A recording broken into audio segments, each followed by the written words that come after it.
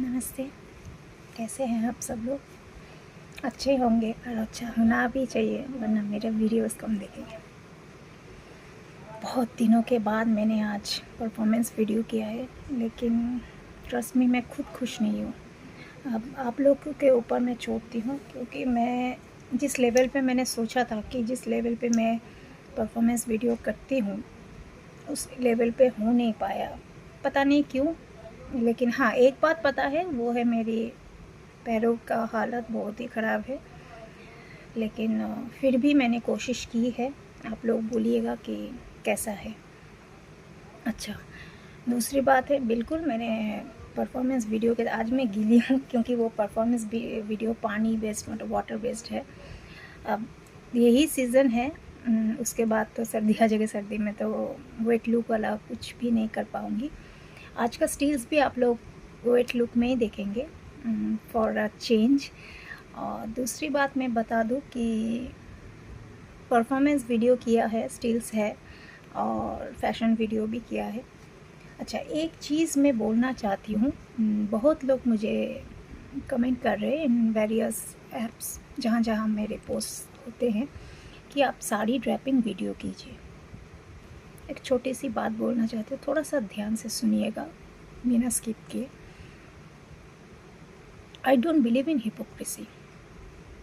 मैं बोल्ड हूँ, सेंशुअस हूँ, मैं अट्रैक्टिव हूँ, देखने में खूबसूरत हूँ, मैं मॉडलिंग करती हूँ, बोल्ड अटायर पहनना पसंद करती हूँ, बोल्ड लुक्स देती हूँ, और इन माय डेली लाइफ भी मैं बोल्ड लुक्स कैरी करना पसंद करती हूँ विद अ कॉन्फिडेंस। मेरा दो चेहरा नहीं है। जो आप लोग देख रहे वही रियल सोसाइटी भी मुझे देखते हैं, लेकिन आई होल्ड माई कैरेक्टर। कुछ भी करने से पहले वो है रियल लाइफ। रियल लाइफ में भी मैं बोल्ड लुक्स कैरी करती हूँ, क्योंकि मुझे फैशन अच्छा लगता है, मुझे बोल्ड लुक्स अच्छा लगता है। लेकिन हाँ, वो मैं सड़क में ऐसे नहीं जाती। मैं प्राइवेट कार में जाती हूँ, अपने कार में जाती हूँ, या कैब में जाती हूँ, बस ट्रम में जाता नहीं। कपड़े ऐसे पहनो कि जगह के अनुसार कपड़े पहना जाता है। Let's now discuss a point. There is a lady, मैं नाम नहीं किसी का लेना चाहूँगी, लेकिन आप लोग सब समझ जाएंगे। There is a lady who got married at the tender age of 17, just like me. Her in-laws, and including her husband, they said that you are not supposed to wear any other attire, especially Western attire, other than sari. She, in a tender age, got bored and thought that how could I wear 365 days sari? And she is not yet qualified also. She is hardly 7 qualified, class 7. She hasn't passed also 7. As I heard from the reputed sources, I have heard that she is not class 7 qualified. Then people are asking how you are handling total world in such a good way in speaking in English. She said, my daughter, both my daughters taught me. I asked them that whenever they both were admitted to English medium school, and she asked that whenever you come back, you girls come back home, you always try to interact with me in English. Just the way as flow as time went, she got to know, and I think that she had professional tutor at home to speak good in English. That is mandatory in any profession, irrespective of any profession. If you want to raise your position high, English के बगैर आप अपना dignity position high नहीं कर सकते। It is the hard core reality, कोई माने या ना माने। Education is last and first word. If you are not educated, आप हायर कर लीजिए। लेकिन मैं वो बोलना चाहूँगी कि हायर्ड एजुकेशन और अपने इनबिल्ट जो एजुकेशन होता है, उसमें थोड़ा बहुत नहीं, बहुत ज़्यादा डिफरेंस होता है। मैं बड़े बड़े सेलिब्रिटीज़ की बात नहीं करती हूँ, क्योंकि उनके पीछे हज़ारों पीआर रहते हैं, असिस्टेंट रहते हैं। वो कुछ भी बोलते हैं, उससे पहले उनको प्रीच किया जाता है as being a best power of congeniality. जो सोच समझ के धीरे से बात करते हैं, समझा के बात करते हैं, उनको पावर ऑफ कंजेलिटी बोलते हैं। तो उनके इन-लॉज, उनके हस्बैंड का कहना था कि आप साड़ी के बगैर हमारे घर में और कुछ नहीं पहन सकते, not western outfit, not anything. She transform this thing कि 365 डेज एक साड़ी को मैं 365 लुक दे के पहनूंगी ताकि हम बोर ना हो। Later on she transform that into a professional system, that is also good. Professionally अपने आप को खड़ा रखना बहुत बड़ी बात है, हैट्स ऑफ टू हर।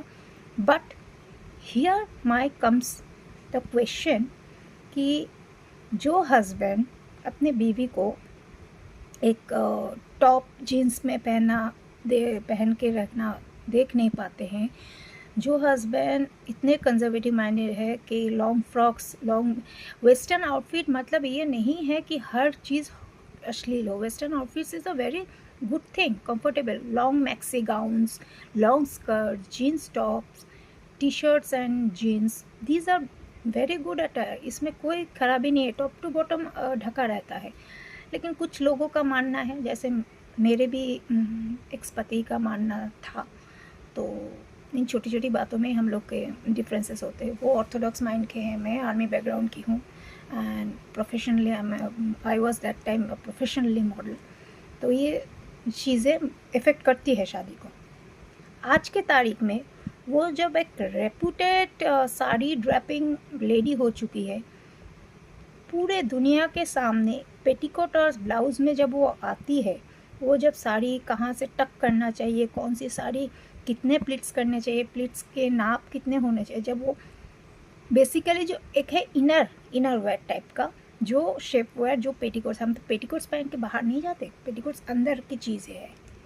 तो वो पेटीकोट और ब्लाउज़, नो मैटर कितना भी ढक के वो ब्लाउज़ पहने, पेटीकोट और ब्लाउज़ पहन के जो तमाम करोड़ों लोगों के सामने खड़ी हो रही है, करोड़ों रुपए कमा रही है, अब उनके हस्बैंड के एथिक्स कहाँ गए?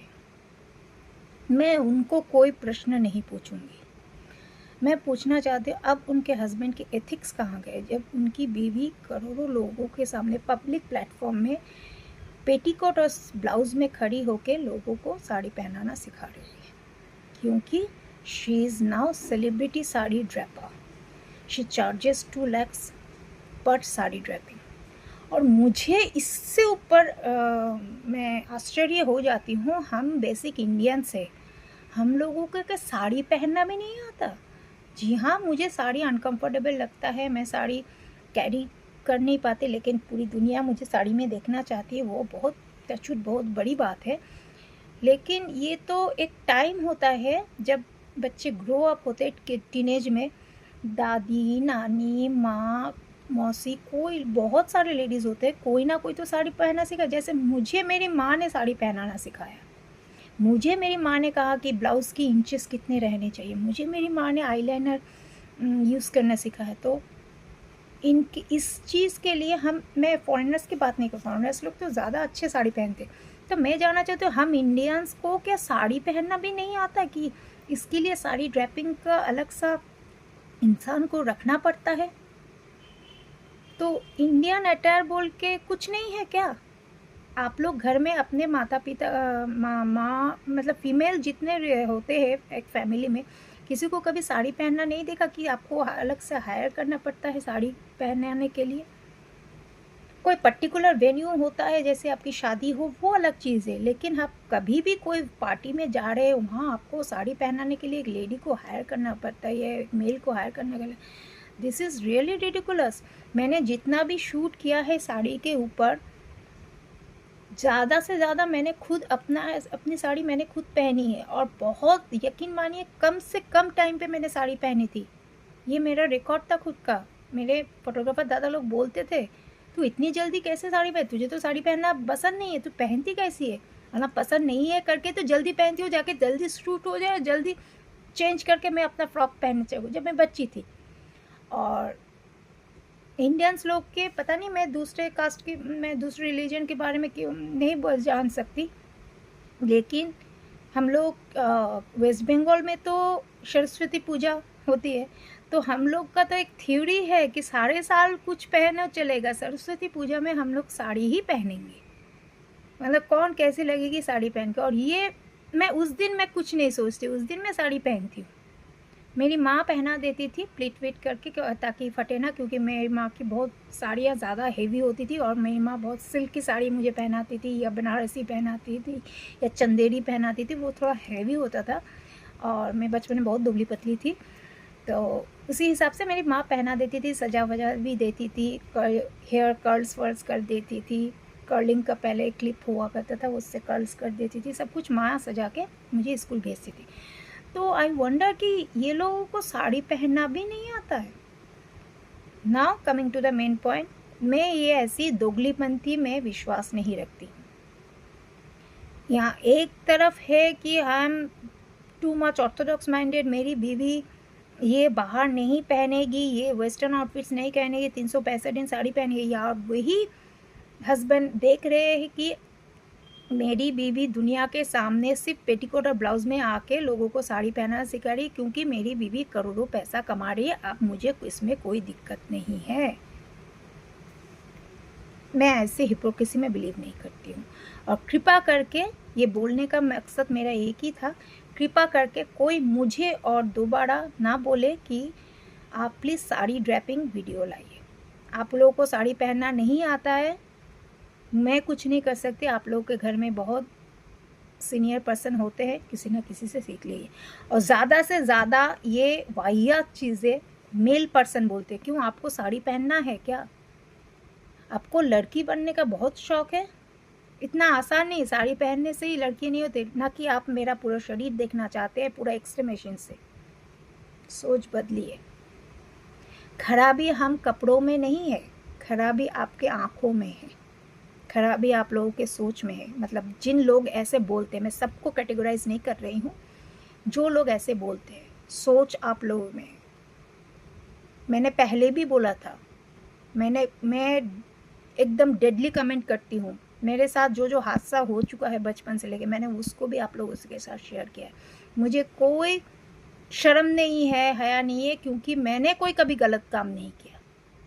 मैं डंके के चौक में ज़िंदगी जी रही हूँ, क्योंकि मैंने कोई गलत काम किसी के साथ नहीं किया, ना मैंने खुद के साथ किया है। इंसान हूँ, जाने अनजाने पाप हो जाता है, उसके लिए मैं भगवान से क्षमा मांगती हूँ, अल्लाह से क्षमा मांगती हूँ, सब कुछ करती हूँ, लेकिन मैंने ऐसे कोई घिनौने काम नहीं किए हैं जिसके लिए मुझे मुंह छुपाना पड़ेगा।